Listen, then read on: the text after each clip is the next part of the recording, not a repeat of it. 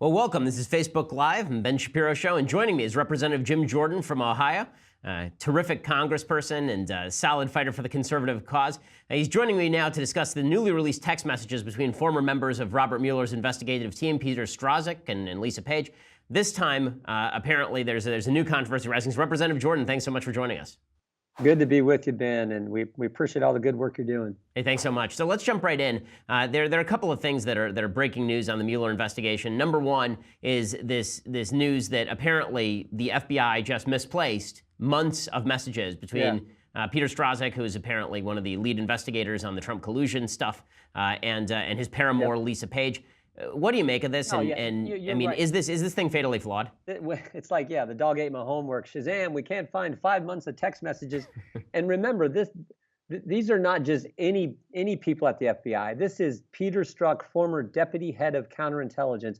Peter Strzok, who ran the Clinton investigation, interviewed Mills, interviewed Abedin, interviewed Secretary Clinton, changed the now famous exoneration letter, changed the word gross negligence, which tracks with the criminal statute, to extreme carelessness. That guy text messaging with Lisa Page, also part of the Clinton investigation, a key player in the Clinton investigation. All these text messages, those are the ones that they're losing. So, it's one thing when the IRS lost, remember the IRS when Lois Lerner, and they misplaced problems with their hard drive. We can't find some of her emails. And then they destroyed all the backup tapes. Well, it's one thing. You expect incompetence at the IRS, but this is the FBI, for goodness sake. So this is serious, and especially the text messages from these folks that we've seen and all they talk about with their hatred and despisement of folks like you and I and people like Donald Trump. Obviously, this is the second major story in the Mueller investigation in recent weeks. We've also learned the Mueller investigation has been compromised in a number of other ways, possibly with regard to a particular memo that is not being released at the House. I wanted to ask you some questions about the release the memo thing, because I personally am slightly confused about it. Apparently there's a memo that is classified. It's now being read apparently by members of the House who wish to read it, that talks about problems with the FISA process and problems in the FISA applications, and that may have complications for the Mueller investigation. So obviously you can't talk too much about this because it's still classified. My assumption, you don't have to answer this because you may not be able to. My assumption is that it casts aspersions on how the FISA application was originally granted, whether it was based on the Russian dossier that was compiled by Fusion GPS at the behest of the Democrats in the Hillary Clinton campaign. But I have a couple of questions about this. One is, what is the process for actually releasing the memo? Because I'm seeing the hashtag trending, release the memo. What actually has to be done in order to release this to the public? For the House, it's one thing if the president wants to do it. The president could say, he could say declassify certain information, but this is a House-produced memo. So for us to release that memo, the process is the committee would vote. If a majority of the committee says we want to release it, they can vote to release it. Then the White House has 5 days to give it the thumbs up or thumbs down.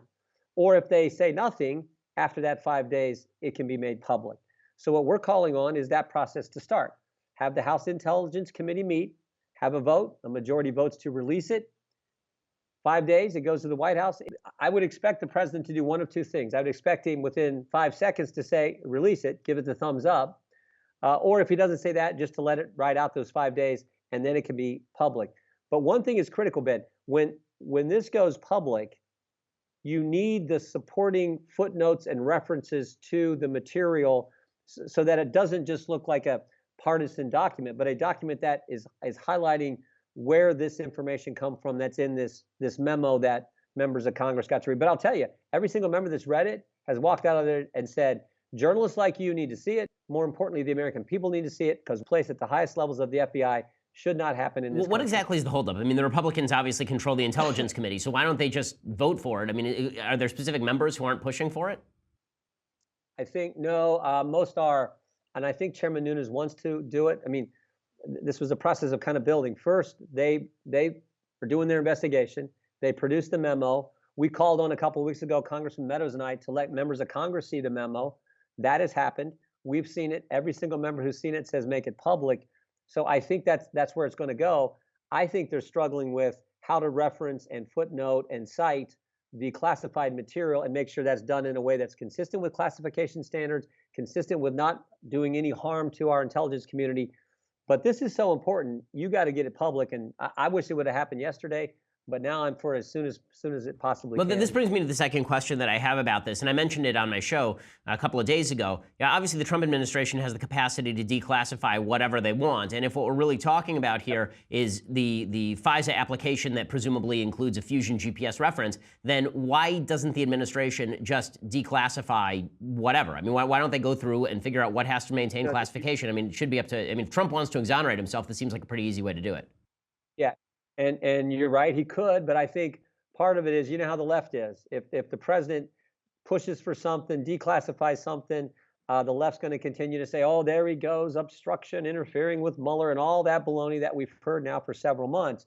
So my guess is he and his lawyers are a little reluctant to go that route. They would prefer, I think, well, I don't know if they would, but this is probably a route where the president doesn't have to uh, actively do it. He can do it in a secondary way once we've released the memo with, again, the reference and cited material. Okay, so Representative Jordan, I would be remiss today if I didn't ask you a little bit about the government shutdown. Obviously, the Democrats spend 3 days being idiots and shut down the government to no end. They surrender, gaining nothing in the process except demonstrating that they have no leverage. So now, leading up to February 8th, when we're going to have another one of these continuing resolutions that has to come up, the Democrats they've lost whatever leverage they can try here. But we're also leading up to a March 6th deadline on DACA when the applications close, or when DACA itself closes. So what exactly do you expect from the House and the Senate? Because one of my concerns, obviously, is that there is some fractiousness within the Republican caucus. There's some doves like Lindsey Graham in the Senate. They're obviously conservatives in the House like you. What do you expect to come out of this? Because is this going to result in a softer immigration policy, or is this going to result in something that's actually defensible on conservative grounds? No, great question. You've cut right to the chase, as you typically do. So, yeah, we've got to pass a strong bill out of the House. I would prefer what's been called the Goodlatte legislation. Goodlatte, Raul Labrador, and Chairman McCall have put together legislation which has the focus in the right place. And again, I always start from the premise: the American people just assume, and it's a good assumption, that Congress is going to do the wrong thing on immigration. But we had an election in 2016 where it was clear: border security wall, in-chain migration, stop this crazy sanctuary city policy, excuse me, deal with the visa lottery issue, all the good stuff that we have to do. That has to be the focus. And then the final point is, and then we'll address the DACA issue as well. What Durbin Graham and others want to do in the Senate, excuse me, had a cold here, Mr. Oh, no worries. Shapiro. So they want to flip it around. They want to go DACA first, a little window dressing around border security, and we promise, we'll finally get to what the American people wanted us to do in the 2016 election and why they put us in power. That is not going to fly. So let's pass the strong bill in the House. That gives us a better position as we deal with the Senate. And the key to this is, of course, President Trump. I'm convinced he's strong on this issue. He was elected on this issue, and he's going to do it the way we want. But that's how it's going to hopefully play out, where that strong bill will be the final product, the one we can pass in the House. And President Trump obviously is the key component here, because during the immigration meeting that was had at the White House, it seemed like he misspoke at the very least when he talked about what he would sign with regard to Dianne Feinstein, and then Representative McCarthy stepped in and sort of set him straight, and then he was on the straight and narrow and has been since with regard to immigration. The big question is going to be, if the House passes something and the Senate passes something different, it goes to conference committee, something weak comes out, is Trump actually going to push? Is he actually going to veto something? Is that veto threat real, or is the House going to have to act as the shield here? And will the House act as the shield? Will the House prevent something from landing on the president's desk? I mean, Ben, remember,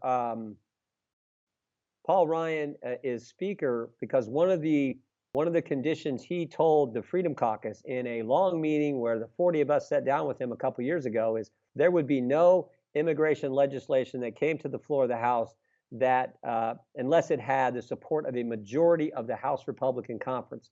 And a majority of the House Republican Conference views this issue like you and I do. So that's the good thing. So I think the House will be strong, and I believe the president will be strong. Remember, this was the issue that launched his campaign and took him in a 17-person primary to the top.